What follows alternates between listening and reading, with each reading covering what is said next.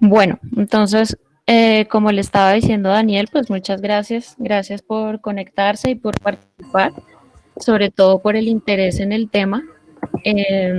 Bueno, antes que nada, como les comentaba Daniel, yo soy médico especialista en psiquiatría y me gusta mucho poder compartir en estos espacios porque me encanta la labor docente y sobre todo ahora último, que se nos da más la oportunidad de poder compartir de esta manera, es algo que me gusta bastante. Y pues en particular, como hablábamos con Daniel en su momento cuando estuvimos preparando esta charla con ustedes, el tema de trastornos de personalidad es algo que personalmente, valga la redundancia, me apasiona, me gusta bastante.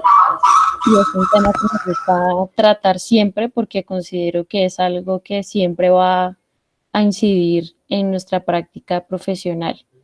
Antes de arrancar, tengo entendido que varios de ustedes son estudiantes de pregrado de medicina, pero también sé que hay otro tipo de público y me gustaría saber pues qué tipo de personas nos acompañan, porque pues la manera en cómo tengo planeada la charla tiene un abordaje muy global para que no sea solamente dentro del argot médico, sino que sea de comprensión para todos los que estén por aquí y con base en eso creo que va a ser más interesante poder construir las preguntas al final. Entonces, supongo que hay personas de psicología, no sé si haya otro tipo de profesiones que nos acompañen, además de los estudiantes de medicina.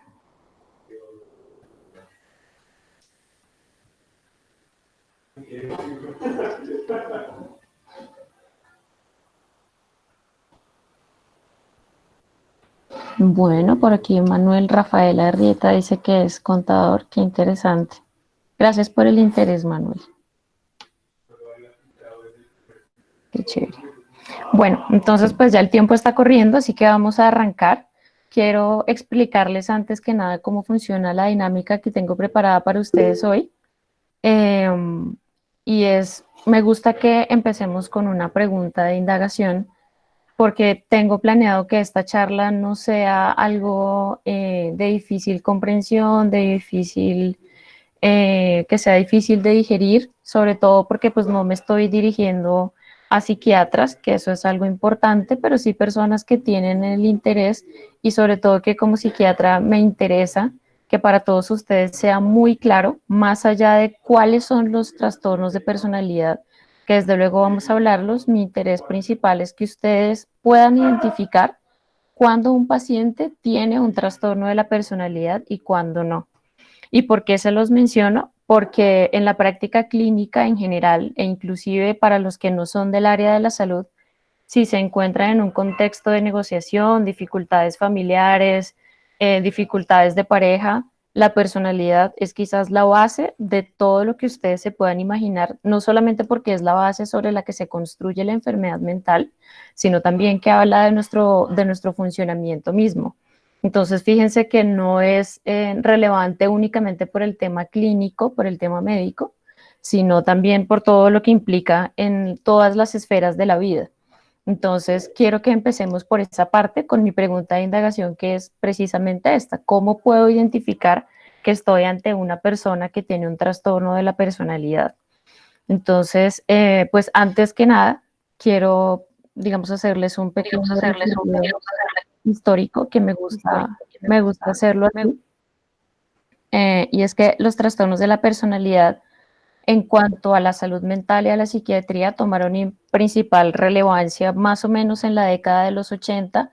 Para los que estén familiarizados con el tema, existe una clasificación de las enfermedades mentales, que es el DSM, que es allí donde se consignan pues todas las clasificaciones de enfermedad mental, y para la época de los 80 se hizo especial énfasis en la personalidad porque se empezó a evidenciar que la personalidad implicaba un malestar significativo en personas con otro tipo de diagnóstico de enfermedad mental y se vio la necesidad de que así fuera. Entonces, pues a raíz de allí y más adelante, inclusive ahora en el 2013, con la última clasificación que fue el DCM-5, la personalidad como estudio clínico ha adquirido muchísima fuerza y se aborda cada vez de una manera mucho más puntual y específica. Entonces, eso en cuanto a lo médico, para que lo tengan en cuenta. Y además, como les mencionaba al principio, porque tener clara la personalidad o por lo menos saber cómo es que funciona la personalidad nos permite entender más fácilmente no solamente la morbilidad con la que puede estar cursando una persona en cuanto a salud mental, sino a otros aspectos de la vida social y aspectos sociodemográficos que no se alcanzan a imaginar. Por ejemplo, se sabe perfectamente y para nosotros en psiquiatría es ampliamente conocido que en lo que implican los trastornos psiquiátricos comunes como la esquizofrenia, el trastorno afectivo bipolar, muchas veces las personas cuentan además con rasgos patológicos de la personalidad. Por ejemplo, los accidentes de tránsito, las enfermedades laborales, los accidentes laborales, temas de violencia intrafamiliar, temas de abuso sexual infantil, inclusive problemáticas deportivas y temas legales y todo lo que ustedes se puedan imaginar, tienen un componente de trastornos de la personalidad demasiado amplio, que uno desde su saber psiquiátrico puede percibirlo, pero de pronto las personas que no están familiarizadas con el tema pueden no ser muy conscientes de esto y esto implica mucho. Por ejemplo, en las adicciones también, el tema de adicciones tiene un componente de trastorno de personalidad fundamental. Hay que tener ciertos rasgos de personalidad para ser más vulnerable a incurrir en el consumo de sustancias, por ejemplo. Entonces, fíjense que el espectro de lo que implica tener un trastorno de la personalidad es realmente muy amplio y es importante tenerlo en cuenta. Otra cosa que quería comentarles, voy a remitirme a mis apuntes, yo soy muy clásica y soy de apuntes. Es importante que ustedes tengan presente que las características de la personalidad son consideradas como la base de la salud mental, que creo que eso lo mencioné al principio. Y pues por supuesto hay que tener en cuenta que está mediada no solamente por nuestra carga genética, sino también por el medio en el que nos desenvolvemos, el medio ambiente, las condiciones socioeconómicas en las que crecemos y las características de nuestra familia, herencias familiares y demás. Eso por supuesto que influye muchísimo y lo vamos a ver más adelante. Entonces, voy a ir avanzando en el tema para que puedan ir desarrollando sus preguntas para dejarlas para el final de la charla, que Daniel me va a colaborar como moderador para que podamos responder a sus inquietudes. Entonces, desde luego, lo siguiente y lo fundamental es explicarles en qué consiste la personalidad. ¿Qué es personalidad? La personalidad es un conjunto de características psicológicas de todos los individuos que determinan no solamente nuestro comportamiento habitual con otros, sino también aspectos importantes como por ejemplo cómo percibimos el universo, nuestra manera de tomar decisiones, nuestra manera de comportarnos en una relación de pareja, en una relación laboral, en nuestras dinámicas intrafamiliares, tiene mucho que ver con nuestros conflictos internos y externos y sobre todo habla mucho de cómo nos desenvolvemos en el medio en el que estamos. Y con base en esto, teniendo en cuenta que la personalidad define quiénes somos, ustedes ya pueden ir teniendo más claro que la personalidad es lo que hace que cada persona sea única. Yo sé que mi papá es de estas características y lo hace único dentro de sus hermanos, por ejemplo. Sé que mis hermanos son de estas características y sé que le gusta a cada uno, con mis compañeros de trabajo lo mismo. Y ustedes pueden hacer el mismo ejercicio con la gente que los rodea y sobre todo con ustedes mismos. Va a ser muy interesante sin que se vayan a exceder y empiecen a pensar que tienen un trastorno de la personalidad, que suele pasar mucho cuando uno está estudiando este tema, cree que uno tiene todas estas cosas, pero desde luego no es así. Pero sí es importante para que ustedes puedan identificar todo esto y estén muy alertas de ahora en adelante para que sepan cómo es que funciona todo esto. Hay un componente importante, como les había mencionado, y es que la personalidad pues tiene un constructo social fundamental y con esto me refiero a que muchas de las cosas que nos caracterizan como individuos están alimentadas y muchas veces viciadas por la sociedad en la que estamos y en la que crecemos. Y es por eso cuando una persona tiene un comportamiento inhabitual o extraño, es cuando empezamos a sospechar, este tipo es raro, esta muchacha como que no cuadra en este grupo, y si uno es muy acucioso clínicamente, si tiene el conocimiento, puede sospechar que está ante el caso de un trastorno de la personalidad. Es importante que tengan en cuenta, además, que los rasgos de personalidad es algo que todos tenemos. Eso no es que el uno tiene y el otro no. Como les decía hace un momento, son nuestros rasgos de personalidad los que nos permiten diferenciarnos entre el uno y el otro. Pero cuando ya estos rasgos de personalidad nos confieren un comportamiento patológico evidenciable por las personas que nos rodean, nos generan un malestar significativo con las personas que trabajamos, que convivimos e inclusive con nosotros mismos, y que además se mantiene en el tiempo, es constante, estamos hablando de un trastorno de la personalidad. Quiero ser muy enfática con esto porque esto va a ser lo más importante que ustedes deban tener en cuenta para saber si están o no ante un caso de un trastorno de personalidad. Siempre que los rasgos de personalidad de un individuo impliquen malestar significativo en todas las esferas de su funcionamiento, haciéndose evidentes desde la adolescencia, la adultez temprana y manteniéndose de allí en adelante, estamos hablando de un trastorno de la personalidad, por lo menos desde el ámbito clínico.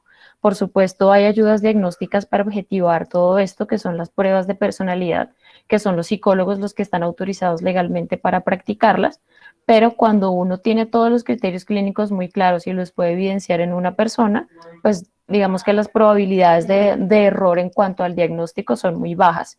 Ya es mucho más complejo precisar qué tipo de trastorno de la personalidad es, pero digamos que básicamente es eso lo que ustedes deben saber. Es importante que sepan también que la personalidad es algo que, como se construye a lo largo de nuestra vida, se solidifica en la adultez y por lo mismo es prácticamente inflexible, y ya con eso de entrada se pueden imaginar que el pronóstico de un trastorno de la personalidad es realmente muy complicado, porque no estamos hablando de algo temporal, de algo súbito que resuelve rápidamente, estamos hablando de algo que se cronifica en el tiempo y que se mantiene, y eso implica, pues no solamente pensar en el pronóstico, sino qué estrategias puedo ofrecerle al paciente para que esté bien, para que funcione. Y si no estoy hablando de paciente en el contexto médico, ¿qué puedo hacer yo como empleador, como esposo, como esposa, como hijo?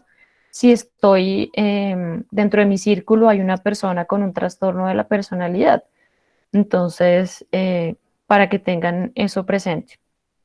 Ya yéndonos cada vez más en detalle, hablando desde lo global, vamos a ir adentrándonos cada vez en más detalle. Quiero especificar qué más implica un trastorno de la personalidad. Acuérdense que las características fundamentales es que sea inflexible, que sea perdurable en el tiempo y que no sea explicado por alguna otra condición médica. ¿Por qué hago esta precisión? Porque también hay enfermedades mentales que pueden estar relacionadas con exacerbación o con empeoramiento de los rasgos de personalidad, y asimismo estos mejoran conforme mejora la enfermedad. No sé si me hago entender, pero lo que voy es que si yo estuve deprimida y se me quita la depresión y sigo con rasgos de personalidad que no me están colaborando, pues con más razón yo tengo que tener la sospecha clínica de que estoy ante un trastorno de la personalidad. Eso es muy importante. Y pues nuestra personalidad implica patrones de conducta que son arraigados, son perdurables, son inflexibles y están en un amplio espectro de situaciones personales y sociales, y representan además, que creo que esto es lo más fácil para identificarlo, digamos, ciertas desviaciones que inclusive pueden ser extremas o que son no habituales en la sociedad en la que la persona afectada se desenvuelve, lo que termina llamando la atención. Entonces, en ese sentido es importante tenerlo en cuenta. Cuando uno ya sabe que ese es el muchacho excéntrico, que esa es la chica que tiene problemas con todo el mundo, que ella dice que todo el mundo tiene problemas con ella, cuando uno sabe que esa es la persona diferente, peculiar, que tiene ciertos comportamientos que resultan extraños para la percepción del general, del común, es allí cuando uno empieza a sospechar frente a este tipo de cosas. Es importante también mencionarles que la personalidad también se va construyendo conforme a las experiencias personales que tenemos, valga la redundancia allí, porque es cierto que si yo he vivido una experiencia traumática, he tenido una infancia difícil, tuve dificultades económicas durante mi infancia, pues todo eso va a moldear para bien o para mal mis estrategias de afrontamiento y además mis rasgos de personalidad. Hay personas que ante situaciones de gran carga emocional o que pasaron grandes dificultades en la infancia, logran robustecer sus habilidades de afrontamiento y son personas que en general se adaptan muy bien al cambio. Y por el contrario, hay otras personas que quizás bajo estas mismas circunstancias, en este mismo contexto, pueden desarrollar justamente todo lo contrario, una personalidad frágil, una estructura yoica débil y son vulnerables no solamente para cualquier otro tipo de enfermedad mental, sino para responder de una manera inadecuada ante situaciones estresantes, ante catástrofes, por ejemplo, desastres naturales, y de ahí en adelante se pueden ir imaginando las implicaciones que puede tener el hecho de cursar con un trastorno de la personalidad o por el contrario no tenerlo. Es importante, no sé si he sido precisa en este punto y antes de que avancemos, es el hecho de que los rasgos de personalidad en sí mismos no son buenos ni son malos, simplemente son, pero es cómo afectan positivo o negativamente nuestra vida lo que los hace patológicos.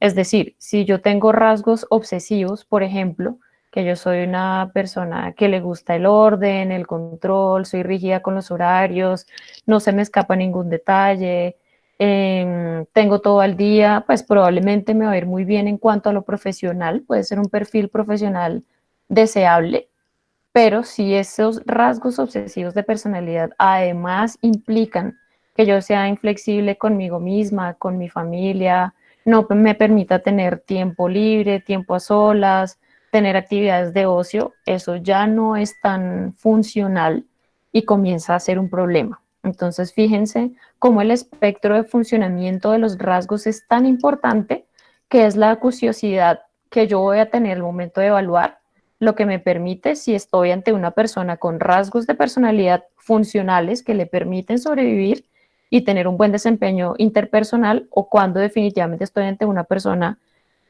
con una personalidad perturbada y que necesita otro tipo de manejo. Quería que tuviéramos eso claro antes. Bueno, y para seguir dentro de las etiologías de los trastornos de personalidad, además de lo que les hablaba del componente genético, biológico, familiar y medioambiental, hay un grupo pequeño de trastornos de personalidad en el que no me voy a detener porque es un poco, no porque no sea importante, sino porque es realmente raro y es el trastorno orgánico de la personalidad, que son esos cambios perdurables de la personalidad secundarios, digamos, a un trauma craneoencefálico, a un accidente cerebrovascular, y pueden tener características clásicas de algunos de los trastornos de personalidad que vamos a ir desarrollando más adelante. Pero en general, digamos que es como de lo menos frecuente, sin querer decir que no sea importante. Avanzando en este punto, en cuanto a cómo estudiar un trastorno de personalidad, quiero mencionarles 4 principios que son básicos de lo que implica un trastorno de la personalidad, que puede generar un poco de fricción inclusive porque tiene un tinte legal muy importante, y es que en general en psiquiatría y en el estudio de la salud mental, un trastorno de la personalidad no se considera una enfermedad mental en sí mismo. Suena raro porque yo ya de entrada estoy diciendo trastorno de la personalidad y trastorno como palabra desde su raíz ya implica que hay algo que está alterado. Pero digamos que el entendimiento básico de esto para no verlo como una enfermedad mental es que no necesariamente implica desviación del juicio como para yo pensar que porque tengo un trastorno de la personalidad quedo eximida del crimen que cometí, por decir alguna cosa, que eso lo podemos avanzar más adelante porque ya sería hilar muy fino, pero es importante que tengan claro eso. No es lo mismo tener un trastorno depresivo, no es lo mismo tener esquizofrenia a que tener un trastorno de la personalidad. ¿Por qué? Porque lo que mencioné anteriormente son enfermedades mentales primarias, es decir, los trastornos afectivos, los trastornos de ansiedad, los trastornos del espectro autista, los trastornos del espectro psicótico, como los trastornos delirantes, la esquizofrenia, son enfermedades mentales primarias, así se catalogan clínica y legalmente, Y la personalidad, los trastornos de la personalidad están implicados más en el funcionamiento y no necesariamente se relacionan con enfermedad mental. Sí son factor de riesgo para tener una enfermedad mental primaria y también para tener peores desenlaces con cualquier otro tipo de enfermedad, así esta no sea psiquiátrica, que es muy importante tener eso en cuenta y ya más adelante les voy a decir por qué. Otro de los principios del diagnóstico de los trastornos de la personalidad es que se constituyen un sistema estructural internamente diferenciado. ¿Qué quiere decir eso? Que pues si yo tengo un grupo de personas que están viviendo bajo las mismas circunstancias, reciben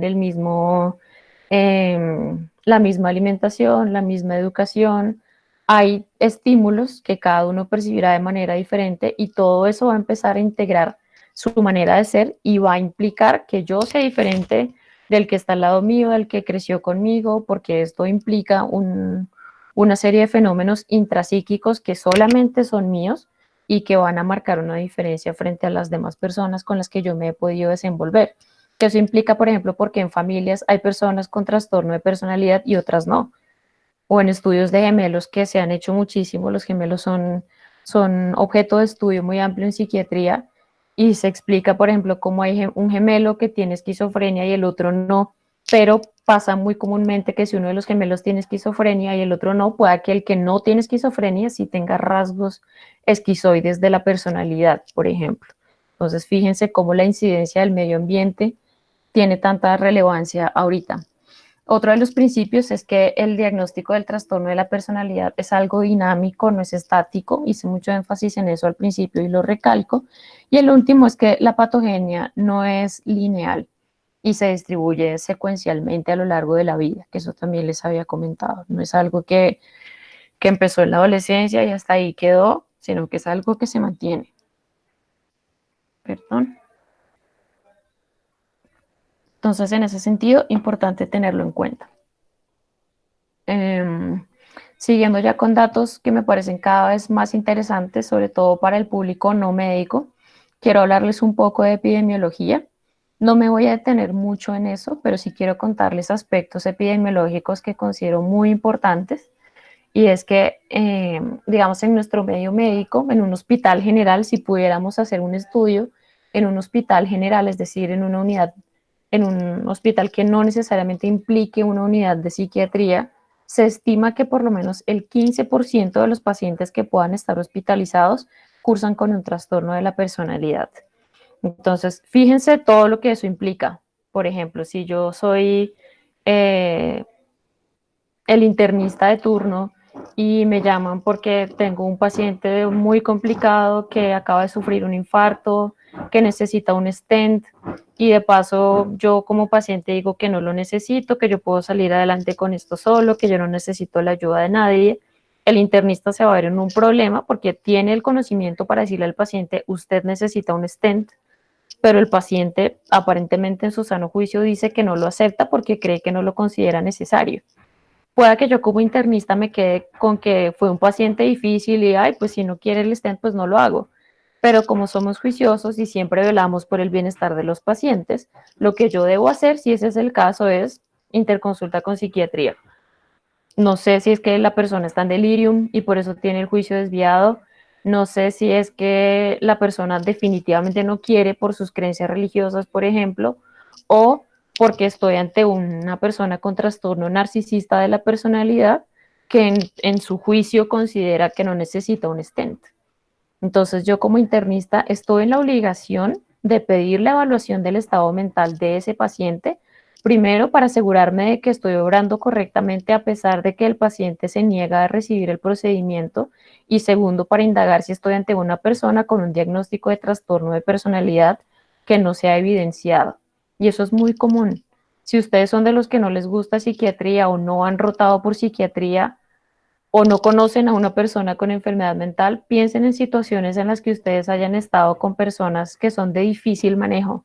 La persona que es recalcitrante, la que se queja por todo, la que siempre pasa quejas, la que nada le gusta, nada le parece, que critica todo, que siempre llega tarde a pesar de que se le insiste una y otra vez, tiene problemas con todos los compañeros de trabajo, las relaciones no le duran, nunca tiene plata. Cuando uno evalúa todo eso de manera global, siempre tiene que sospechar que se trate de un trastorno de la personalidad.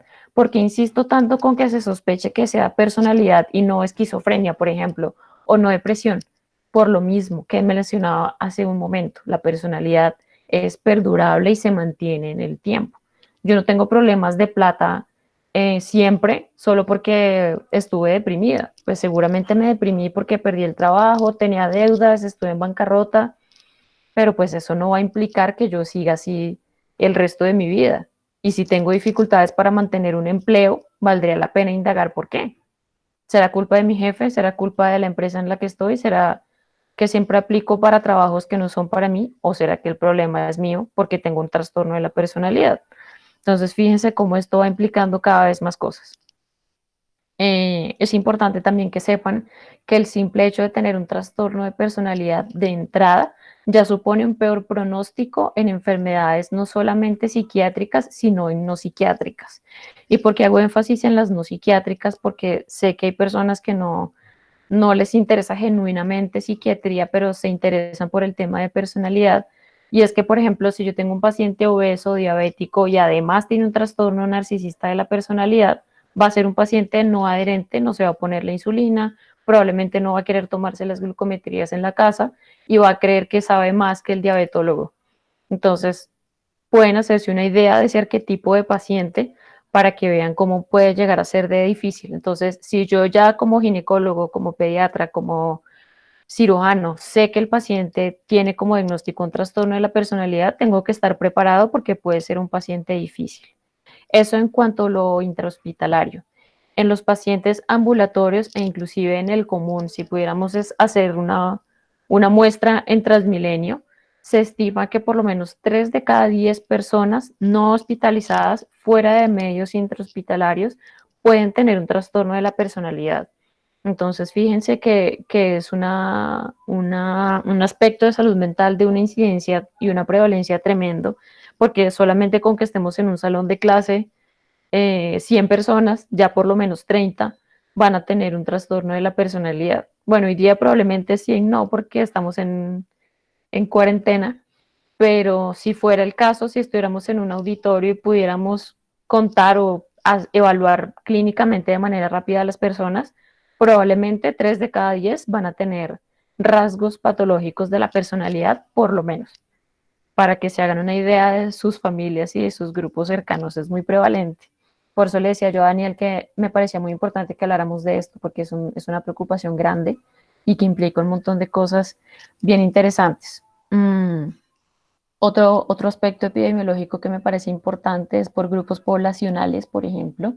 En el grupo de presidiarios se estima que quizás más del 50%, por no decir que el 80% de los presidiarios son personas con diagnóstico de trastorno antisocial de la personalidad. Imagínense, eso es muy grave. Sobre todo porque si yo tengo un trastorno de la personalidad y además estoy en la cárcel si me hicieron un buen juicio porque no tengo enfermedad mental. Fíjense que es muy distinto cometer asesinatos si yo estoy bajo el efecto de una droga, no medicamento, ojo, o si estoy bajo el efecto de un episodio psicótico, no es lo mismo, me pueden declarar inimputable porque yo tenía el juicio borrado cuando cometí ese asesinato.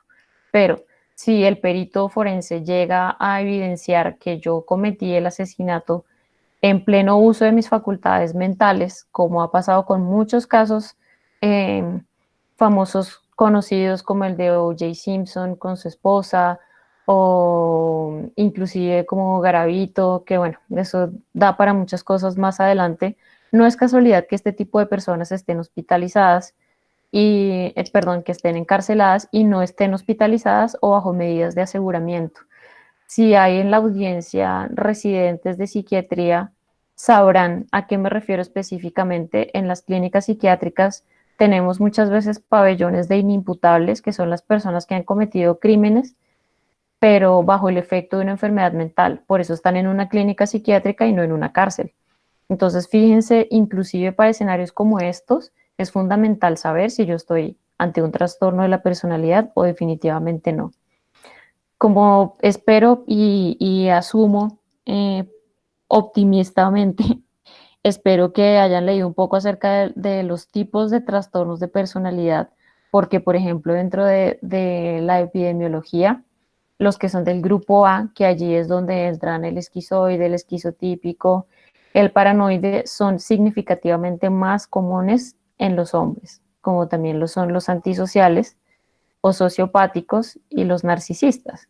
Por el contrario, los que son histriónicos, limítrofes, pasivo-dependientes, evitativos, son significativamente más frecuentes en las mujeres. Entonces, también es importante que tengan eso en cuenta.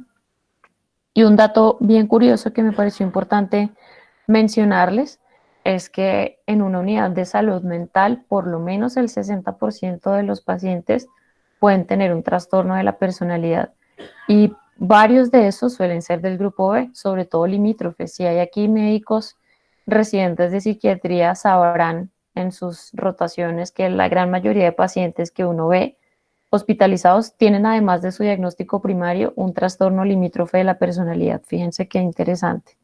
Y de acuerdo a un estudio bien chévere que se hizo después del Estudio Nacional de Salud Mental en el 2015, se encontró un aspecto particular y fue que el trastorno pasivo dependiente de la personalidad fue el más comúnmente encontrado en Colombia, siendo 3 veces más frecuente en mujeres que en hombres.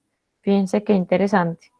Entonces, eso explica, por ejemplo, de una manera indirecta y quizás no tan indirecta, porque es más común la violencia intrafamiliar hacia las mujeres, porque son las mujeres las que son más víctimas de violencia económica, violencia de pareja, inclusive temas de acoso laboral. Justamente por eso, no es la única razón que explica el fenómeno, pero sí tiene muchísimo que ver el tema de por qué es más común encontrar este tipo de trastornos. Y fíjense que el pasivo dependiente en particular casi nunca se detecta como trastorno porque, digamos, el arquetipo clásico es de la esposa abnegada que lleva 40 años de matrimonio con el mismo señor, que el señor es alcohólico, que fue infiel, que le hizo daño mucho tiempo, que dejó el hogar muchos años y luego regresa. Y ella está ahí abnegada al pie del señor cuidándolo cuando ya está muy enfermo, cuando está cirrótico, cuando no hay nada que hacer y a ojos de los vecinos, la familia dirán, no, pues Inesita es muy abnegada y es una excelente esposa, pero un psiquiatra dirá, no, Inesita tiene un trastorno pasivo dependiente de la personalidad, porque solo alguien con un trastorno de ese tipo se aguanta 40 años de sufrimiento, de maltrato físico y psicológico. ¿Mm? Entonces, es así como hay que verlo con ese nivel de análisis y de crítica clínica para que ustedes puedan estar más cómodos con el tema.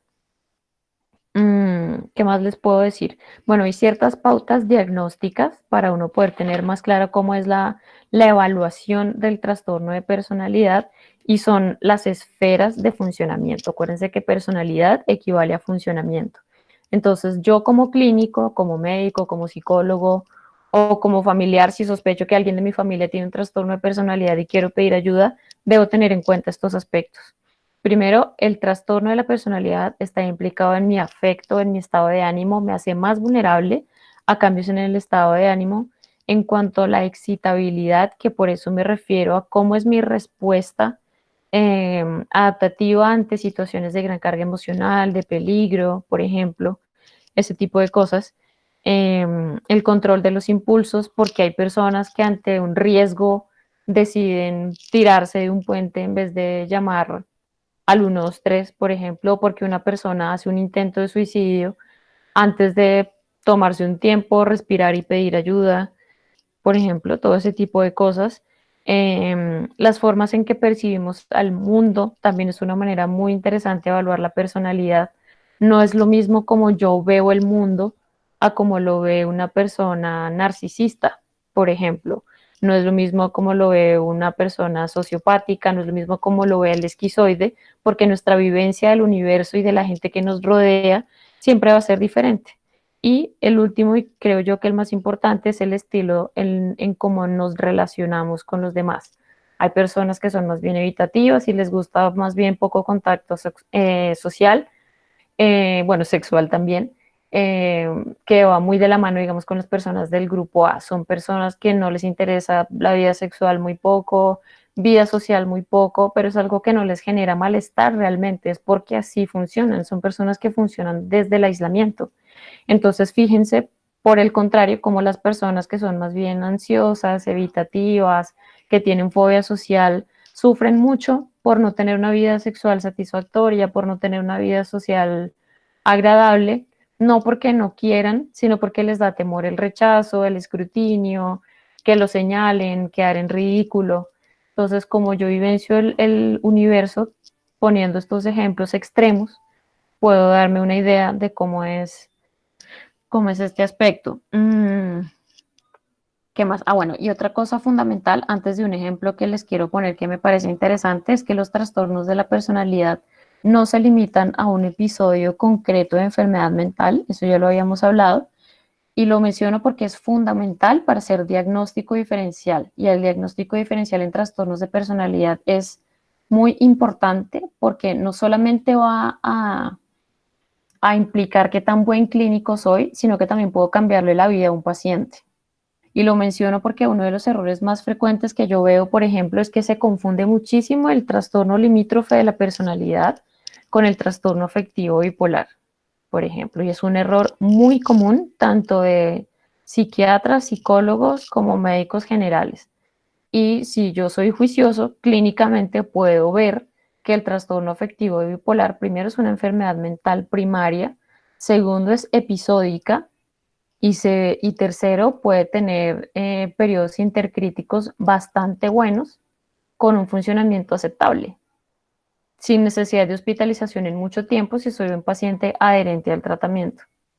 Pero si yo soy una persona que tiene trastorno limítrofe de la personalidad, primero va a ser muy raro que haga una manía clásica, a menos que sea tan de malas que tenga comorbilidad con trastorno afectivo bipolar, pero mis cambios emocionales van a ser más intermitentes, probablemente con mayor fluctuación. Es muy importante indagar sobre la vida personal. Usualmente las personas con trastorno limítrofe de la personalidad suelen ser personas que han sido víctimas de abuso sexual, crecieron en contextos de violencia, son hijos de padres consumidores, provienen del conflicto armado. No es que una persona bipolar no pueda tener esa misma historia personal, pero si yo soy muy juicioso y estudio en retrospectiva la historia de mi paciente, puedo encontrarme esos datos y eso me va a dar muchas luces para hacer un diagnóstico diferencial.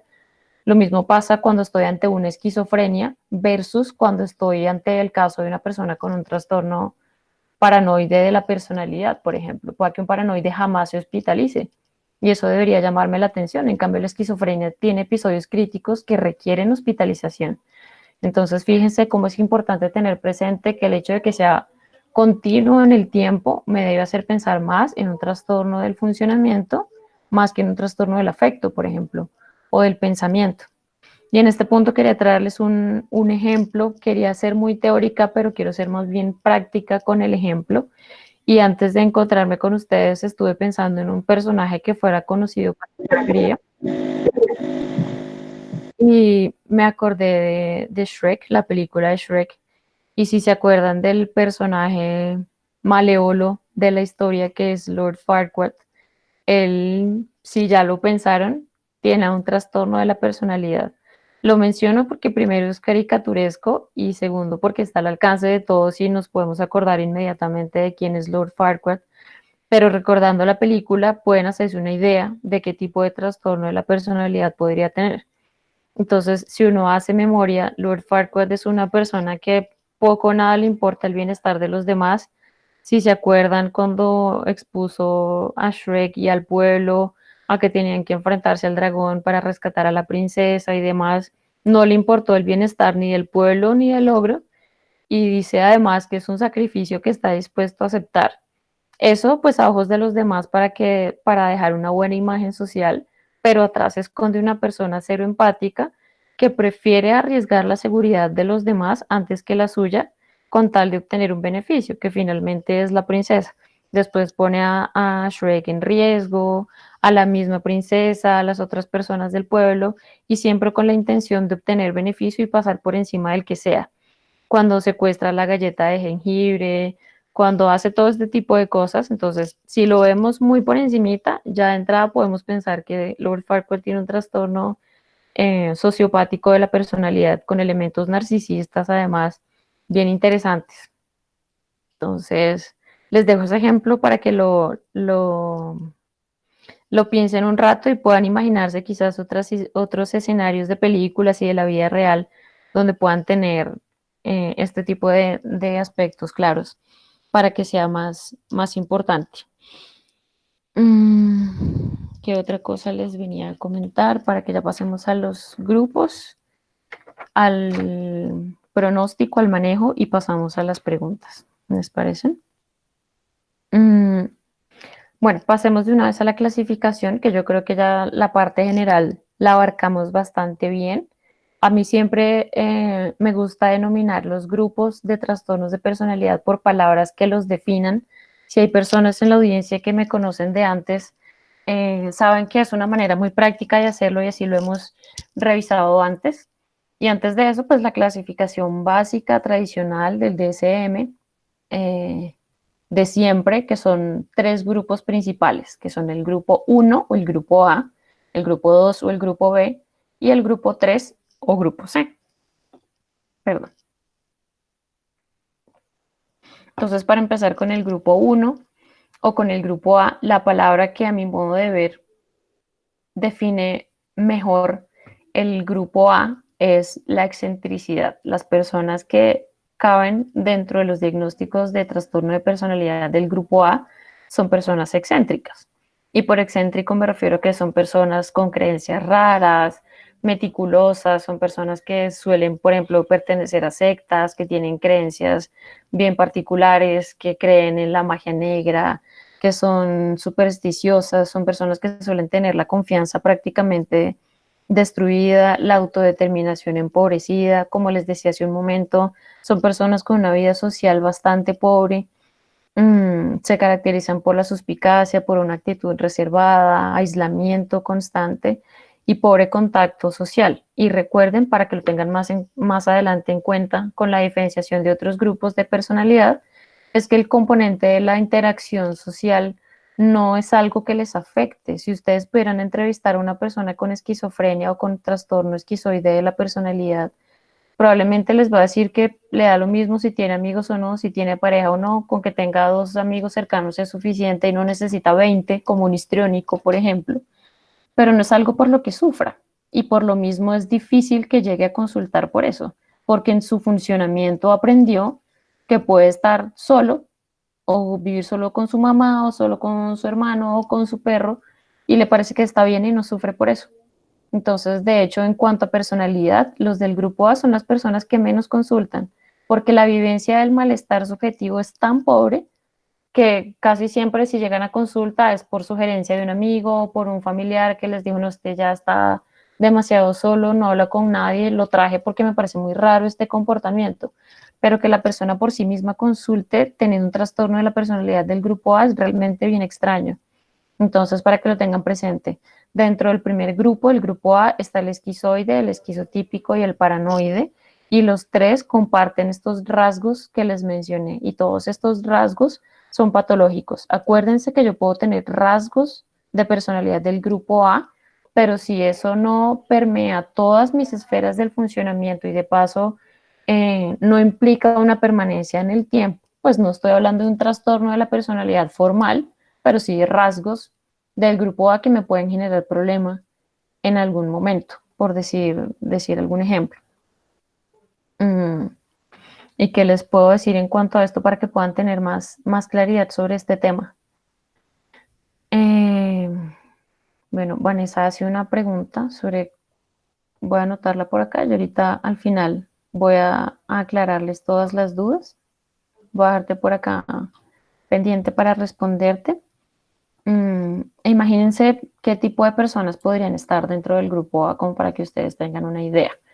Digamos, las personas que pertenecen a estas sectas y estos grupos raros, gente que cree en la magia negra, en brujería, y para no irnos ante las cosas tan extrañas, imagínense, por ejemplo, un oftalmólogo o un patólogo. que son personas que, o un radiólogo inclusive, que son personas que pasan mucho tiempo solas porque su oficio así lo implica, porque pues si yo soy radiólogo, pues voy a pasar muchas horas en un cuarto oscuro a punta de imágenes, poca interacción con el paciente, y si yo estoy bien con eso, no necesariamente quiero decir que se trate de un trastorno de la personalidad, pero sí puede ser que sea un médico que tiene rasgos esquizoides de la personalidad que le funcionan bastante bien porque como su profesión requiere tan poca interacción, pues seguramente va a ser muy bueno porque no se va a distraer, porque no va a estar pendiente del celular, ni una cosa ni la otra, y seguramente sea muy bien, muy buen radiólogo, muy buen patólogo, fíjense. Entonces, para que vean cómo es de amplio el espectro entre lo bueno y lo no tan bueno de los rasgos de personalidad. Eso en cuanto al grupo A o grupo uno. Pasando al grupo 2, que es el que tiene más trastornos de la personalidad, o grupo B, la palabra con la que a mí me gusta definirlo es el drama. El grupo B eh, contiene el trastorno histriónico, limítrofe, narcisista y sociopático de la personalidad. Si ustedes revisaron un poco del tema o conocen de personalidad, podrán entender por qué drama es la palabra que mejor define este grupo. Son personas en general teatrales, dramáticas, sugestionables, que les gusta ser el centro de atención, necesitan validación externa para sentir que valen la pena y gran parte de su autoestima se ve alimentada es justamente por eso. El irrespeto por las normas sociales, por ejemplo, como les explicaba al principio respecto a los presidiarios y los sociópatas en general, se caracterizan por una inestabilidad emocional bien particular que es bien distinta del trastorno bipolar, acuérdense de eso. Difusión de la identidad sexual, si estamos hablando del paciente limítrofe, por ejemplo, las autolesiones infringidas son un clásico de los trastornos de personalidad del grupo B, sobre todo de los pacientes limítrofes, que a veces ni siquiera es con la intención suicida, sino simplemente con la intención de calmar la ansiedad. Muchos pacientes límites dicen que lo hacen es porque el dolor les genera placer o porque hacerse daño es la única manera que encuentran para aliviar el dolor. Entonces, son personas que suelen caracterizarse por eso, son altamente sugestionables, teatrales, como les decía, y algo bien característico, dos cosas, sensación crónica de vacío, son personas que en la consulta o en la familia o con su grupo de amigos siempre dicen es que no me hallo, es que nada me satisface, me siento deprimido todo el tiempo, nada me gusta, y pues si no lo saben, les comento, la depresión no dura toda la vida, y si uno está deprimido toda la vida, no está deprimido, sino que tiene un trastorno limítrofe de la personalidad, tiene una distimia o tiene algún otro trastorno del espectro del afecto que no tiene que ver con la depresión mayor, para que tengan eso en cuenta. Fíjense cómo es importante ser tan precisos en el rigor de los criterios diagnósticos. Entonces, por ejemplo, ese. Y en cuanto a ejemplos, los que ustedes se imaginen. La mayoría de las estrellas musicales están aquí.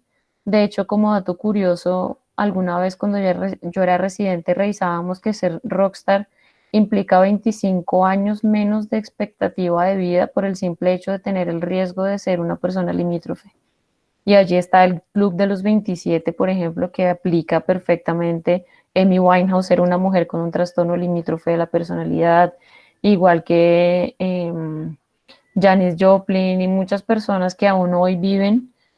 Kurt Cobain, casualmente mueren por suicidio todas estas personas. Y además, si uno conoce su historia y es melómano, como yo, y sabe un poco de qué estamos hablando en cuanto a la música, puede llevarse la sorpresa de que escucha música muy buena, por cierto, pero de personas con un trastorno limítrofe de la personalidad genera mucho malestar, sobre todo porque son personas que son susceptibles al abuso de sustancias, a incurrir en conductas de riesgo, a conducir a altas velocidades, a hacer intentos de suicidio, promiscuidad. El tema sexual es bien importante en el grupo B para que tengan eso en cuenta. Antisociales, los que quieran. En este punto quiero hacer una precisión. Recuerden que no por ser antisocial quiere decir que yo soy un criminal o soy un asesino, que yo he visto con frecuencia que la gente suele confundirse con eso. Y les pongo un ejemplo para que sea bien claro para ustedes. Por ejemplo, un sociópata que no es asesino hasta donde sabemos, por ejemplo, es el presidente de los Estados Unidos, Donald Trump, que si uno analiza bien su comportamiento, es una persona supremamente metódica que ve a su país como a su empresa y que todo lo ve como un negocio. Sin embargo, él ha logrado tener la economía de ese país en una situación bien interesante que quizás no se veía hacía mucho tiempo y con todo esto de la pandemia, el coronavirus, ha tomado una serie de decisiones bien radicales que para algunos gobiernos no están bien vistas, para otros sí. Pero el caso es que es una persona que ha logrado cosas bien interesantes en Estados Unidos, independientemente de que nos guste o no, pero en gran parte su éxito se debe, por lo menos desde mi punto de vista como psiquiatra, es a que tiene un trastorno sociopático de la personalidad. El tipo es estratega, es inteligente, sabe con quién hablar, sabe a quién ofrecerle dinero, sabe a quién ignorar, sabe cómo pasar por encima del que sea con tal de salir ganando y pues mal que bien le ha funcionado. Pero fíjense que esto no implica que cometa un crimen como matar a alguien, no necesariamente, no sabemos. Pero por otro lado también hay sociópatas que matan y son precisamente los presidiarios, que es lo que hay que tener en cuenta, como las personas que han incurrido en abuso sexual y que también terminan matando a la víctima, pues casi siempre, como el monstruo de Monserrate o como eh, el monstruo de los Andes y todos esos casos horribles que hemos conocido nosotros como colombianos son personas con trastorno sociopático de la personalidad. Algunos, lamentablemente, también cursan con enfermedad primaria del espectro psicótico, como esquizofrenia, por ejemplo, pero pues es algo que ya tiene que ir a manos de medicina legal y de un psiquiatra forense para poder esclarecer todos los hechos, como fue el caso de esta chica Ponce de León, no recuerdo ahora su nombre, pero su exnovio, que fue quien le lanzó ácido en la cara, alegó que era que él era esquizofrénico y que la vio como el diablo y que para defenderse por eso le echó ácido en la cara. Pero lo que se pudo ver fue que efectivamente él planeó todo, tuvo la capacidad de comprar el ácido, saber en qué momento ya iba a salir y planea toda esta escena para quemarle la cara. Y por supuesto para eso se requiere toda una planeación que en un estado de psicosis, de esquizofrenia, no iba a lograr nunca. Entonces, fíjense la magnitud de algo así. Y el último grupo, que es el grupo 3 o el grupo C, la palabra que lo define es la ansiedad. ¿Por qué la ansiedad? Porque todos los trastornos de personalidad que están aquí incluidos, que son el pasivo dependiente, el obsesivo compulsivo y el evitativo, están comandados por la ansiedad, tanto para bien como para mal. Si yo soy una persona con un trastorno de ansiedad, pero estoy bien manejado, estoy bien en psicoterapia, tengo un buen antidepresivo que me ayuda con la ansiedad, puedo funcionar muy bien en mi trabajo.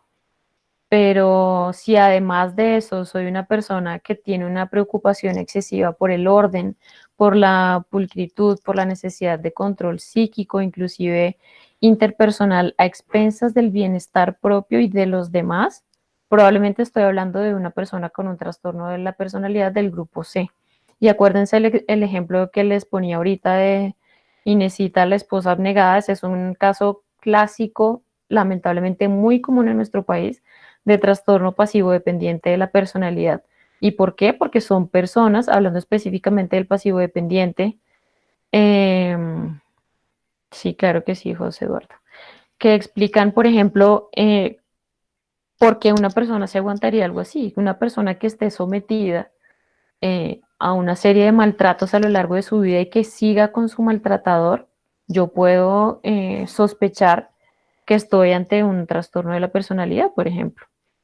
Porque, por ejemplo, si yo soy esta señora Inés y de paso el psiquiatra encuentra que mi esposo además abusó de una de mis hijas y yo no dije nada, y él me golpeó más de una vez cuando estaba borracho, yo no hice nada, pero sigo con él porque es que lo amo mucho, pues además de que necesito ayuda legal fuerte para separarme de esa persona, pues también necesito ayuda psicológica y psiquiátrica porque estoy exponiendo mi vida bajo el diagnóstico de un trastorno pasivo dependiente de la personalidad y seguramente con riesgo de estar deprimida, además, para que tengan eso presente.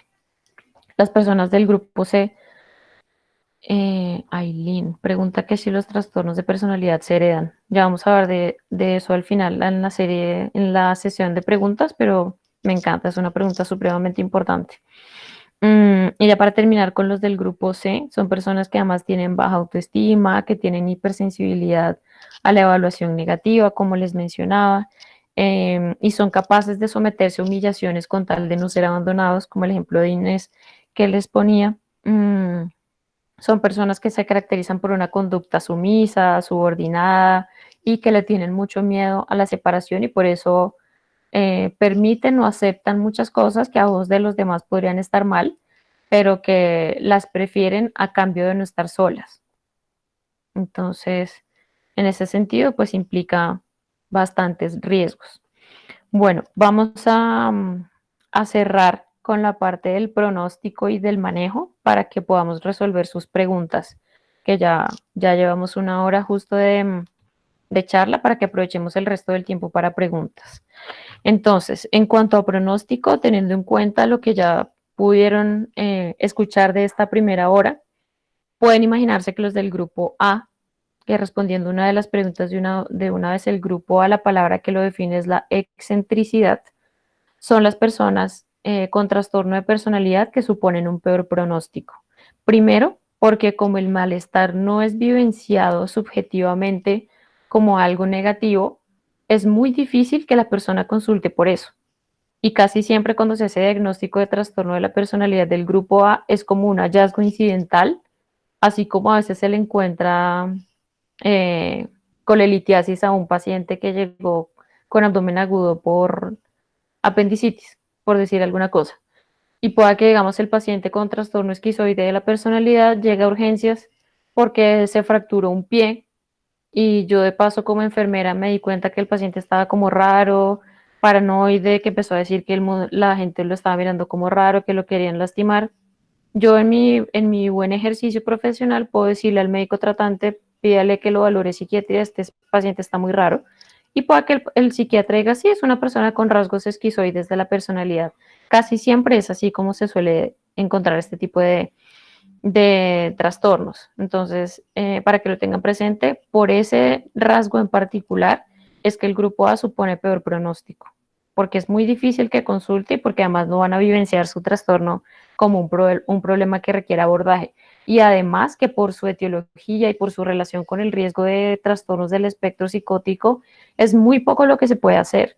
Y traigo a colación lo que mencionaba al principio, los trastornos de personalidad son para toda la vida, mueren con uno, no se quita.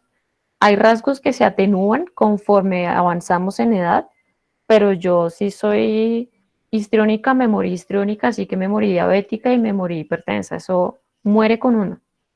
Entonces, si eso de entrada es así, que además es inflexible, pues poco o nada puedo ofrecerle a este paciente. Puedo ofrecerle, digamos, un programa de reinserción social, si le interesa, puedo ofrecerle un trabajo que no requiera mucho contacto social, pero que le implique un sueldo aceptable, o puedo ofrecerle antipsicóticos porque a veces los pacientes del grupo A cursan con incursiones psicóticas que les generan mucho malestar y yo le puedo ayudar con eso.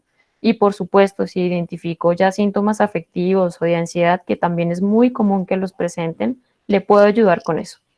Pero más allá de atenuar los rasgos con psicoterapia, realmente es muy difícil y pretencioso. Y si uno lo pretende como psiquiatra, se va a frustrar mucho profesionalmente porque no lo va a lograr. Y es importante dejarle eso claro a la familia también, las expectativas.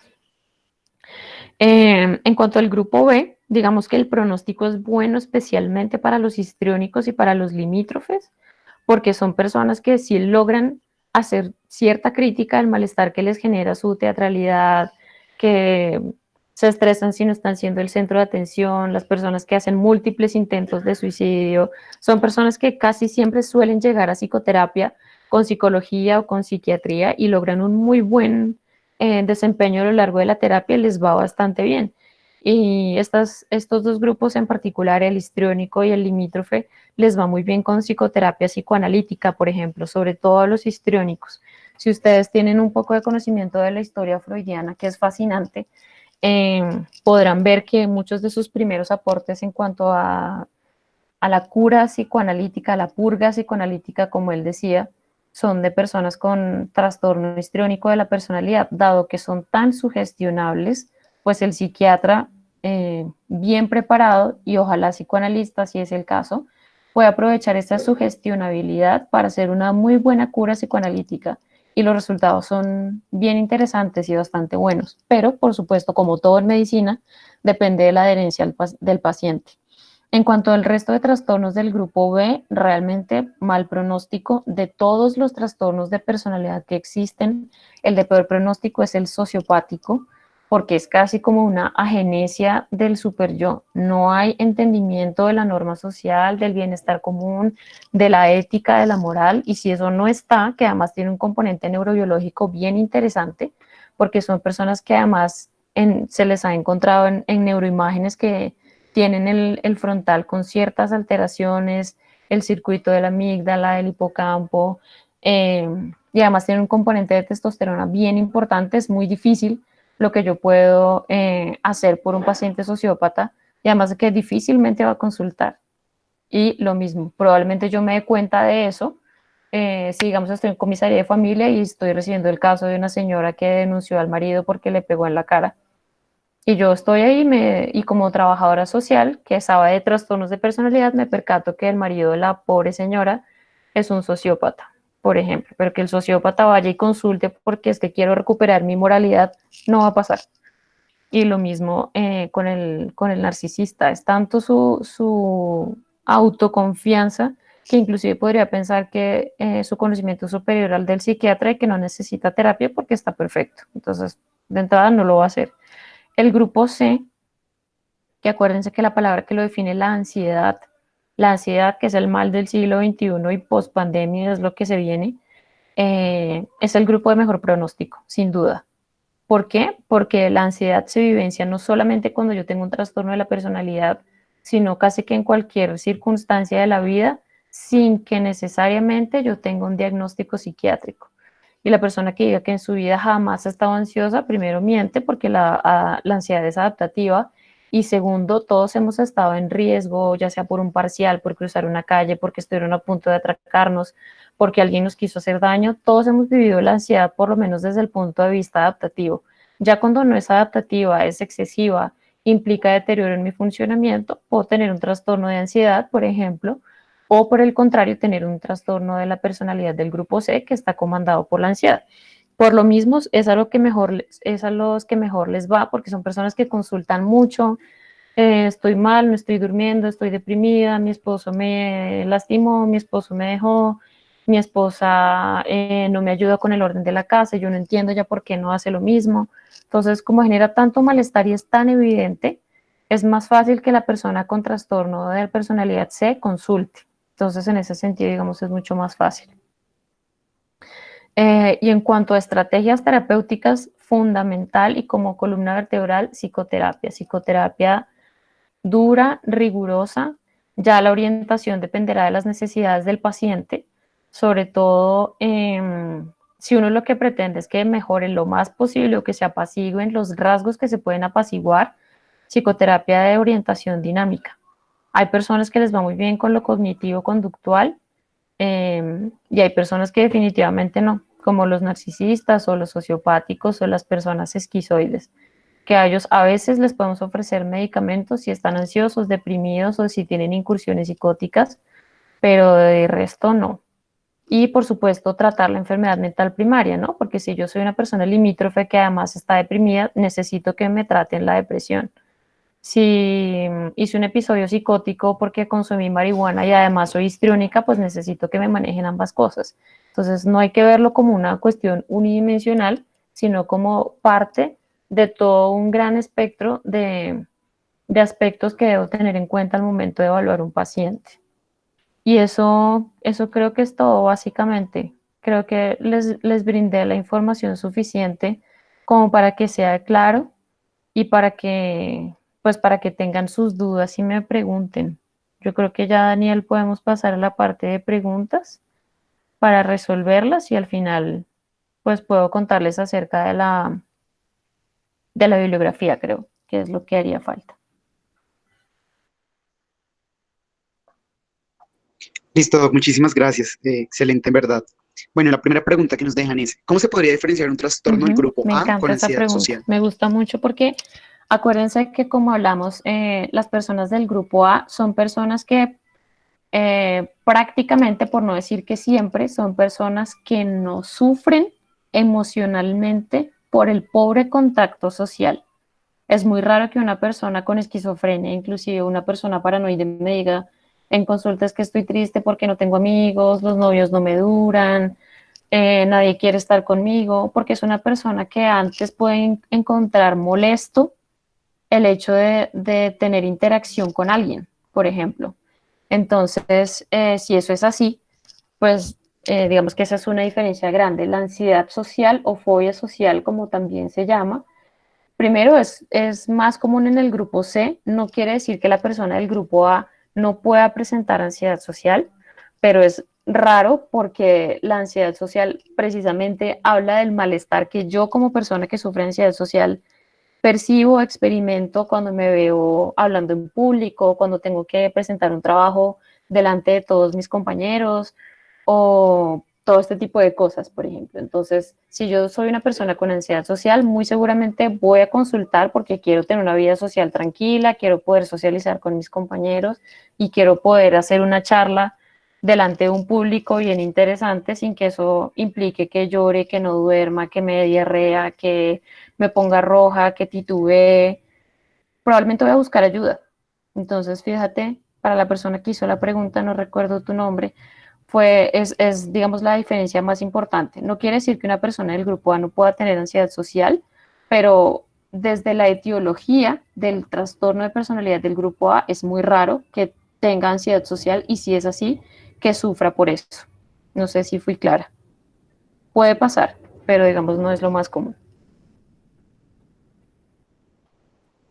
Gracias, Doc. ¿Los trastornos de personalidad se Bueno, heredan? esa es otra pregunta importante. Inicialmente les diría que la respuesta es no, porque al ser algo multifactorial, como casi todo en psiquiatría, es muy difícil que así sea. Es diferente, por ejemplo, si yo tengo un familiar en primer grado con esquizofrenia o con, ¿qué será?, con trastorno afectivo bipolar. Si yo tengo un familiar así, es probable, por ejemplo, con el trastorno afectivo bipolar, el riesgo puede ser inclusive de hasta del 50% para que yo, si yo tengo una mamá bipolar, el riesgo de que yo sea bipolar puede ser del 50%. Pero, por ejemplo, es más frecuente que si yo soy hija de una mujer bipolar, tenga riesgo de tener un trastorno depresivo, porque así funciona la penetrancia genética del trastorno afectivo bipolar. Y porque tiene un componente químico bien importante. Pero como hablábamos al principio, como la personalidad está alimentada por mi infancia, por mi crianza, por mi colegio, por mis padres, probablemente no va a ser tan fácilmente heredable. Si yo soy una persona pasivo-dependiente que afortunadamente hizo psicoterapia y está bastante bien, pues pueda que mis hijos crezcan en un contexto saludable, sepan establecer límites y no hereden mi trastorno pasivo dependiente de la personalidad, porque yo tuve la ventaja de acceder a psicoterapia y el medio en el que se desenvolvieron mis hijos fue mucho más ameno que lo que me tocó vivir a mí, por ejemplo. Entonces, dado que el trastorno de la personalidad tiene una etiología tan diversa, no puedo decir que es heredable en tanto que no hay una única razón que lo explique. Sí puede suponer un riesgo si yo tengo un papá esquizoide, que es muy raro porque un esquizoide pues rara vez va a establecer una familia, pero si fuera el caso, para que yo sea simplemente una persona con un trastorno de ansiedad que tenga riesgo para ser esquizoide, sí, claro que sí, porque así es como funciona en mi familia. O por ejemplo, si yo provengo de una familia donde mi papá es narcisista y mi mamá es pasivo dependiente, probablemente yo tenga riesgo para un trastorno depresivo o para un trastorno pasivo dependiente de la personalidad o un trastorno por fobia social. Entonces, más como lo que supone el riesgo de tener un familiar con trastorno para otras enfermedades, más que heredar el trastorno en sí mismo. Uh-huh. Gracias, Doc. ¿Cómo diferenciar la personalidad con el temperamento y cómo puede llegar a afectar este último la vida de la persona? Me encanta esa pregunta porque además me recuerda que fue una precisión que no hice. Y es que la personalidad está alimentada por mucho por el temperamento, que en psiquiatría también lo podemos denominar como carácter, y es ese componente biológico que tenemos cada uno de nosotros, ese ímpetu que es el que nos permite actuar impulsivamente, adaptativamente, y tiene todo este componente fisiológico, por decir algo, la rubicundez facial característica de la persona con ansiedad social, por ejemplo, o cómo se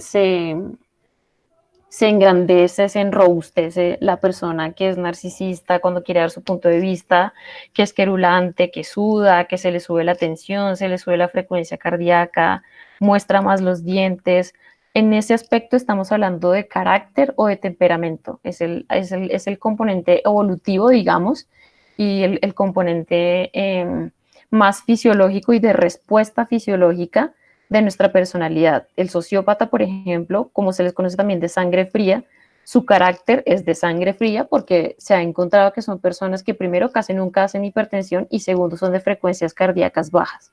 Entonces, en ese aspecto estoy hablando del temperamento de una persona sociopática. Por el contrario, una persona del grupo C tiene un temperamento de funcionamiento ansioso porque es más fácil que esté taquicárdica, que sude, que haga diaforesis todo el tiempo, que respire rápido, que sufra de migraña, de estreñimiento, porque su carácter ansioso, su temperamento ansioso va de la mano con esos fenómenos. ¿Sí me hice entender? Creo que sí. Entonces, esa es la diferencia. Muchas gracias. Uh -huh. ¿Existe la codependencia entre tipos de personalidades? Sí, sí, sí, sí, un rotundo sí.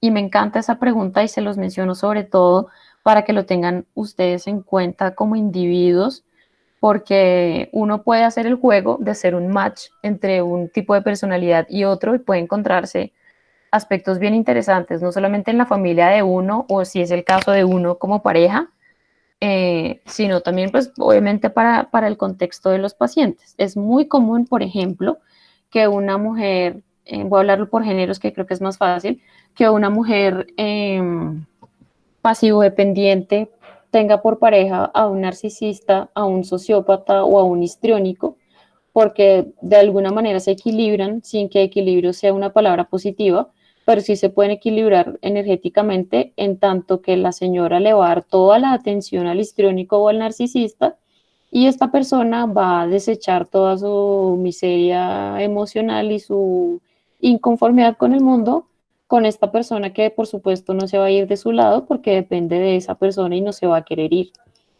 Es común, por ejemplo, que las personas limítrofes se emparejen con personas sociopáticas, porque digamos que revive el ciclo constantemente del abandono y es gente que hace intentos de suicidio porque el novio no le terminó por WhatsApp y lo vio con otra. Entonces suelen ser personas que se emparejan con este tipo de personas.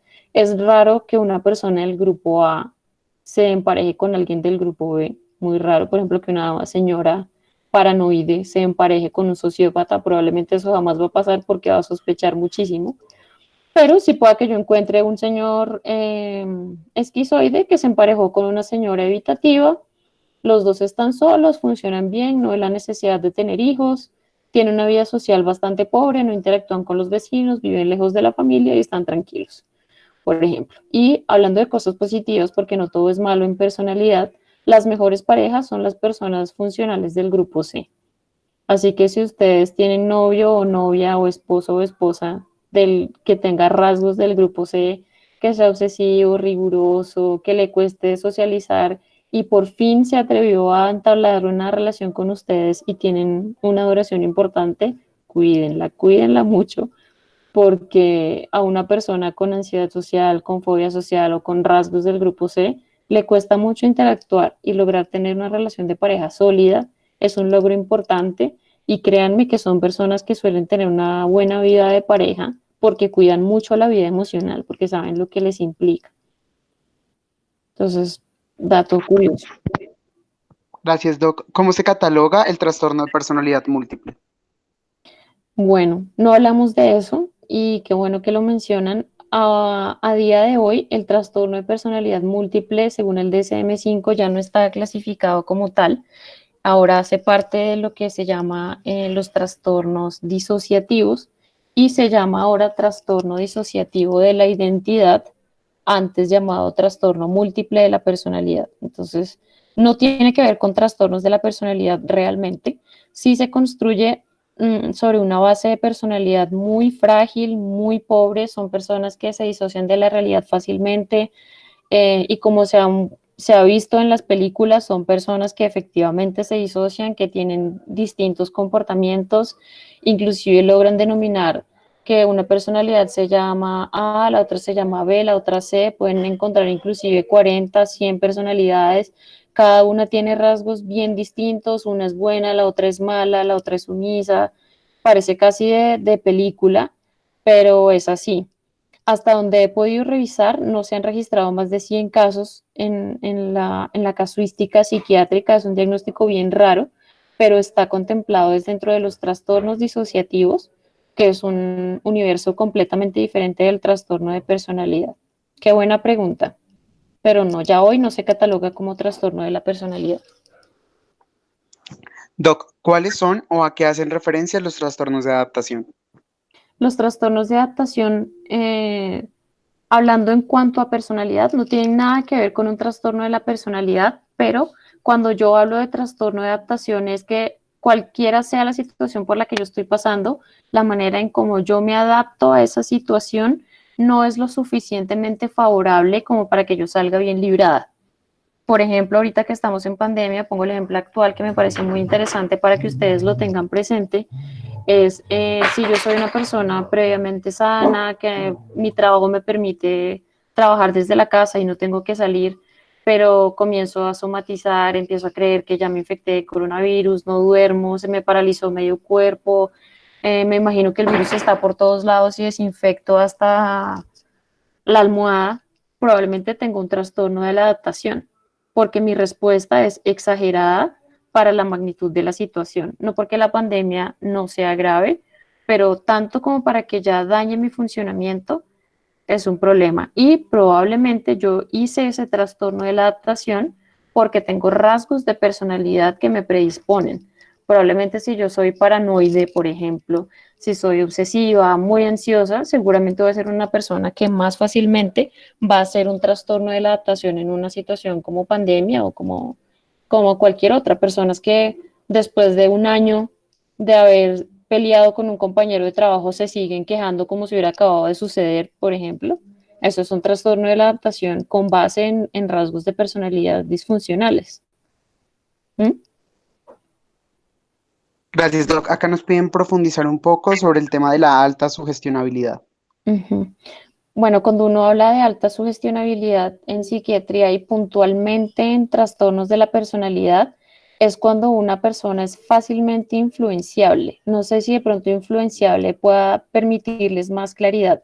Y alta sugestionabilidad son las personas que el paciente cansón, por ejemplo, que dice, no, me duele, nada me controla el dolor.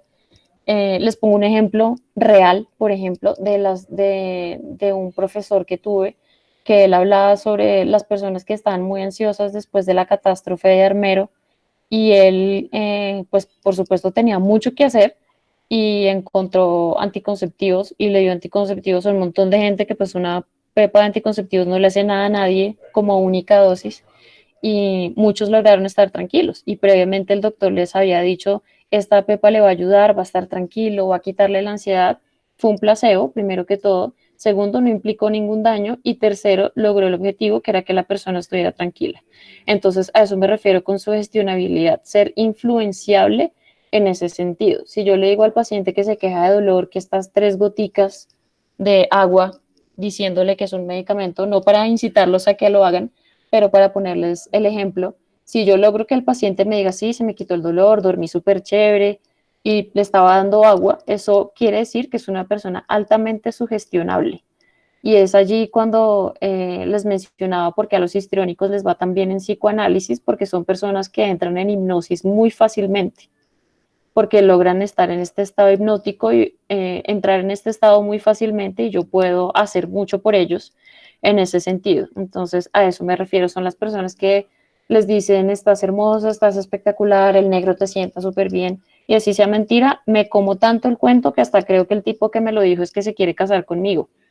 Cuando una chica evitativa va a decir, ay, no, eso es que me quiere tomar del pelo, yo sé que no es cierto. Pero si yo soy histriónica, pueda que hasta le diga a todo el mundo que Pepito se quiere casar conmigo porque le gusta cómo me vestí hoy. Entonces, a eso me refiero con ser altamente sugestionable. Creo que así quedó más claro. Gracias, Doc. ¿Cómo percibir si funciona la psicoterapia cognitivo-conductual o si es necesario cambiar a otro tipo de enfoque? Ujú. Pues a mí me gusta mucho la terapia cognitivo-conductual para varios diagnósticos. No la considero como primera línea para el trastorno de personalidad por algo muy sencillo. Y es que para quien pregunta si tienes claro en qué consiste la terapia cognitivo-conductual, eh, digamos que tiene el fin muy claro de ayudarnos con el síntoma en el menor tiempo posible. Y el mejor ejemplo que puedo encontrar es la terapia cognitivo-conductual es como si yo tengo una pared dañada y voy a ponerle uno que otro pañete y ya está. La terapia psicoanalítica es, tengo la pared dañada, tan dañada, que en vez de ponerle el pañete, la derrumbo, la destruyo, quito todos los ladrillos y la vuelvo a construir hasta que quede bien. Esa es la diferencia, digamos, entre lo cognitivo-conductual y lo psicodinámico, partiendo de la base de que cuando yo hablo de trastorno de personalidad, hablo de estructura, de funcionamiento. La terapia cognitivo-conductual se queda corta para aliviarme el malestar por mi trastorno de la personalidad. Seguramente me va a ayudar si soy limítrofe, que digamos es una estrategia que se sugiere mucho para el paciente limítrofe porque es la persona que incurre en riesgos, que se corta, que se autolesiona, que amenaza constantemente con hacer intentos de suicidio. La terapia cognitivo-conductual viene muy bien para esos casos puntualmente, pero digamos cognitivo-conductual para un narcisista no tengo nada que ofrecerle. Entonces creo que depende mucho del trastorno de personalidad, del tipo de paciente en general y de qué pretendo yo como psiquiatra o como médico con este paciente, o a menos que yo le quiera ayudar es con otra cosa. Es una persona que tiene una discapacidad intelectual, por ejemplo, y además tiene rasgos limítrofes, que es muy común. Entonces puedo ayudarle para que no incurra en tantos riesgos, para que se cuide, pero si yo lo que quiero es mejorar el pronóstico, necesito terapia psicoanalítica. Doc, ¿cómo podríamos diferenciar un trastorno de la personalidad de un mecanismo de defensa? Bueno, realmente no vale la pena diferenciarlos porque la personalidad está alimentada por nuestros mecanismos de defensa. Me encanta que la persona que lo preguntó lo haga porque ya hablar de mecanismos de defensa implica una lectura amplia sobre el tema. Los mecanismos de defensa están al servicio de nuestra supervivencia constantemente. Todos son inconscientes, además, es importante que tengan eso claro y segundo, son los que determinan muchos de nuestros comportamientos. Si yo soy una persona pasivo-dependiente, probablemente mis mecanismos de defensa más prominentes van a ser la evitación y la negación, por ejemplo. Si yo soy una persona que tiene un trastorno del grupo A, probablemente mis mecanismos de defensa predominantes van a ser la proyección, la introyección, y por proyección me refiero, por ejemplo, que si soy paranoide o esquizoide, siempre voy a sospechar que la culpa es del otro, que mis errores son culpa del otro y no mía. Lo mismo pasa con el narcisista, por ejemplo, o con el sociópata, la culpa es del otro. Eso no tiene nada que ver conmigo, porque son personas en las que predominan los mecanismos de defensa psicóticos, que son la introyección y la proyección, por ejemplo. Entonces no hay que diferenciarlos, están contenidos el uno dentro del otro y la personalidad se construye también con base en los mecanismos de defensa. Gracias, Doc. ¿Cómo podríamos ayudar a diferenciar el trastorno de personalidad esquizoide del esquizotípico? Uh-huh. Esa es una pregunta bien común porque no suele ser tan fácil el diagnóstico, pero primero es importante tener presente que el esquizoide por epidemiología es mucho más común que el esquizotípico. Ambos comparten este tema de la inseguridad frente a la socialización, que de pronto me están mirando, que soy el raro, que soy el excéntrico, pero hay algo bien particular con el esquizotípico y son esas personas que uno logra encontrar en círculos muy puntuales. Son personas que suelen pertenecer a grupos étnicos bien característicos, grupos suburbanos así bien raros, underground, inclusive en ciertos grupos religiosos como los yihadistas, algunos del Islam, son personas que tienen conductas que dentro de sus círculos son comunes y no son tan raras como una secta, creo que es el ejemplo más claro para ponerles, pero a ojos de los demás, pues es supremamente raro. Son personas que tienen una vestimenta particular, que tienen un pelo particular inclusive, que tienen ciertas conductas de alimentación raras, los que hacen sacrificios, los que toman sangre de animales y todas estas cosas tan mórbidas, casi siempre ese tipo de cosas las encuentra uno más comúnmente en el esquizotípico, mientras que en el esquizoide está más la desconfianza y el aislamiento. Fíjense que el esquizotípico de alguna manera tiene vida social porque pertenece a un grupo de esquizotípicos, porque todos se reúnen en la secta a hacer cosas raras. En cambio, el esquizoide siempre está solo o si acaso con 2 o 3 personas. Entonces, creo que eso es una buena manera de diferenciarlo y por eso es menos común, pero es tan dramático que hace que sea más fácil de identificar. Doc, acá podríamos incluir a los testigos de Jehová radicales. Sí, pues yo estoy convencida que la religión de base ya implica muchos problemas en salud mental. Yo creo que es una interferencia importante con el respeto de todo credo, pero ahora que lo mencionas, Daniel, pues cuando uno tiene un trastorno de la personalidad y además es testigo de Jehová, sí, por supuesto, porque es que inclusive puede viciar el juicio. Y el ejemplo clásico con los testigos de Jehová es que uno les dice que necesitan transfusión de sangre, ellos dicen que no porque lo que necesitan es la sangre de Cristo. Entonces se mueren pues porque nadie les va a conseguir la sangre de Cristo. Entonces yo puedo que tenga un trastorno de la personalidad, pero fíjense, por ejemplo, cómo la religión puede inclusive viciarme el juicio hasta el punto de preferir morir antes de recibir una transfusión sanguínea si es lo que necesito.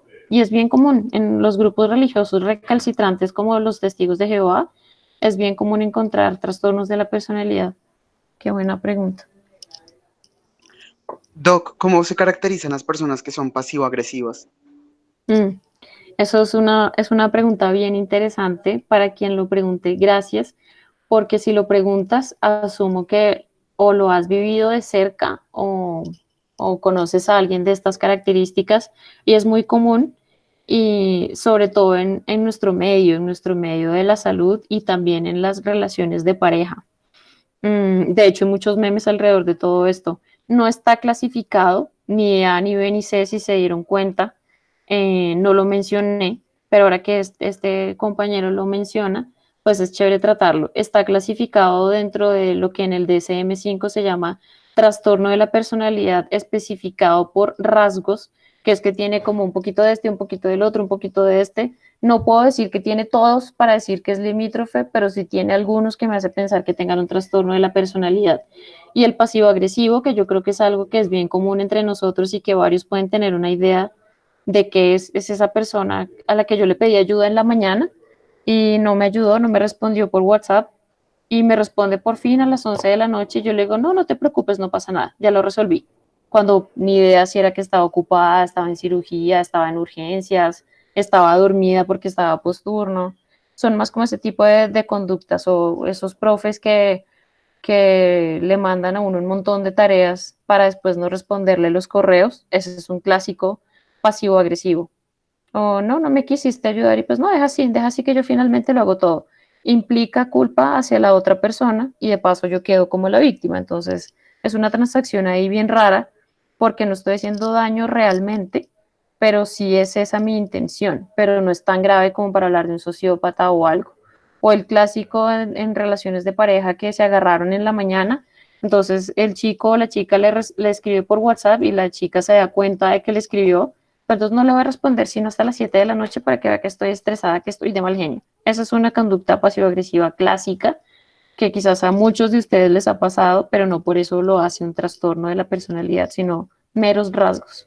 Pero me gusta la pregunta porque es bien común, sobre todo en los millennials, supremamente común. Gracias, Doc. ¿Se puede decir que las personas del grupo B son cero empáticas? No, no. Es, digamos, es una postura absoluta que aplica para el sociópata únicamente. Pero digamos, yo puedo ser una pediatra, que para ser pediatra necesito ser empática además, pero además puedo tener un trastorno histriónico de la personalidad y me va súper bien porque los chicos me quieren, les hago caras, me maquillo, me pinto, tengo una bata con un montón de monachitos súper divertidos, no me da vergüenza que me vean así y de paso soy un éxito en pediatría y todos mis pacientes están agradecidos. Entonces, soy histriónica, soy del grupo B y además soy una excelente pediatra, por ejemplo. Entonces, es importante hacer esa precisión porque acuérdense que en cuanto a la falta de empatía, hablamos específicamente del sociópata, que es el trastorno de personalidad más grave no solo del grupo B, sino global, y son los que carecen de empatía 100%. El narcisista también carece de empatía, pero la diferencia acá es que el sociópata tiene todo lo de todos los demás, es decir, el sociópata es histriónico, el sociópata es narcisista, el sociópata es limítrofe y además, pues obviamente es sociopático, pero pues la falta de empatía sí es clásica del antisocial. Entonces no es de todo el grupo B, hay que saberlo mirar, pero sí implica mucho sociópatas y en el grupo A también hay mucha falta de empatía, ¿no? Hay paranoides o esquizoides que ven a alguien que lo están robando en la calle y no pasa nada. No les preocupa, no hay empatía ahí. Entonces no es algo absoluto. Doc, según tu criterio, ¿se nace con el trastorno o se desarrolla? Mm. ¿Consideras que los médicos tienen algún trastorno que nos caracterice? Sí, sí, sí, sí. Sí, para esta última pregunta, no para la primera. Como les mencionaba al principio, todo es un caldo de cultivo para la enfermedad mental en general y pues por supuesto el trastorno de la personalidad no es la excepción. Entonces, si yo tengo un medio familiar hostil donde mi papá es alcohólico, mi mamá es dependiente, no tenemos suficiente dinero, estudié hasta quinto de primaria y empecé a tener novio a los 15, me embaracé, hice intento de suicidio porque mi novio me botó, ya tengo todo para ser un trastorno limítrofe de la personalidad. Entonces puede que yo no haya nacido con la predisposición, pero a lo largo de mi vida fueron todas estas cosas las que me pasaron que coinciden para que yo genere un trastorno de la personalidad. El único caso en el que diría que uno puede nacer con un trastorno de la personalidad es con el sociópata, porque uno puede evidenciar conductas sociopáticas desde muy niño, los chicos que matan pájaros, que matan al gato de la casa y le sacan las tripas, chicos que matan al vecino porque le ganó en los videojuegos, pues lo más probable es que se trate de una persona que va a ser sociópata en el futuro. Y además de que de todos los trastornos de la personalidad es el único que tiene un componente genético y neurobiológico muy importante, tanto que a algunos se les llama los superhombres, no con el término filosófico de Nietzsche, sino porque son XYY, o sea, tienen exceso de testosterona y es lo que se ha encontrado en la mayoría de presidiarios, por ejemplo. Diría que es el único caso en el que se nace con trastorno de personalidad, de resto no. Vale, Doc. Bueno, esta pregunta se relaciona a la anterior y Ah, nos no. dice, el grupo B sería como un cirujano, ¿qué sería un C? Sí. Bueno, si desarrollamos esta con la última que se me pasó a responder, pues por supuesto, como decíamos al principio, todos tenemos nuestros rasgos de personalidad y en medicina nadie se salva. Hay médicos que tienen trastorno de la personalidad y hay médicos que simplemente tienen sus rasguitos que les funcionan bien o no. En el grupo B están la mayoría de personas que han logrado sublimar, volviendo al tema de de los mecanismos de defensa, son personas, por ejemplo, como los cirujanos que han logrado sublimar su instinto asesino de sociópata y gracias a eso son los mejores cirujanos. Probablemente uno bien ansioso, bien obsesivo de cirujano le va a ir bastante mal, pero psiquiatra puede que le vaya muy bien. O de, ¿qué les digo yo? De patólogo le podría ir muy bien, o de internista. Los internistas son grupo C hasta la muerte.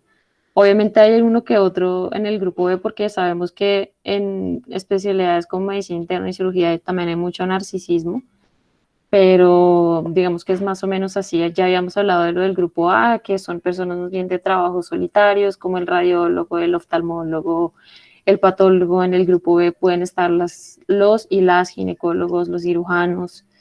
Eh, ya en el grupo C son quizás las especialidades que requieren de menos atención. El anestesiólogo, que pueden algunos ser narcisistas, pero son más bien personas de bajo perfil, calladas, no es que hablen mucho en salas de cirugía, pero sin ellos no se puede hacer la cirugía. Los psiquiatras, por ejemplo, oftalmólogos también muchas veces están ahí. Entonces, depende mucho para qué me sirven mis rasgos de personalidad según mi especialidad. Entonces, si yo tengo rasgos sociopáticos y narcisistas, tengan la certeza que voy a ser mejor cirujano que el que es limítrofe o que el que es evitativo. Muy seguramente no le va a ir muy bien. Y el evitativo, como le gusta socializar poquito, pues de psiquiatra solito en el consultorio le va muy bien. Doc, algunos trastornos de la personalidad se podrían asociar exclusivamente a los métodos de crianza, por ejemplo, anancástica. Bueno, la anancástica es lo mismo que el trastorno obsesivo compulsivo de la personalidad, pero nuevamente volviendo a una de las preguntas anteriores, no podemos catalogar como única causa algún fenómeno en particular para decir que eso es lo que genera el trastorno de la personalidad. Sí es cierto que la crianza influye muchísimo, tanto para bien como para mal, y sí es verdad que los trastornos que implican la obsesividad, la pulcritud, el cuidado, la fijación en la etapa anal del desarrollo psicosexual, suelen ser cosas que dependen mucho de la crianza. Si yo vengo de una familia donde la limpieza es excesiva, es importante, no me dejaban estar descalzo en la casa, o ese tipo de cosas, pues probablemente yo desarrolle rasgos anancásticos de la personalidad. Entonces sí, sí les diría que influye bastante en el tema de la crianza.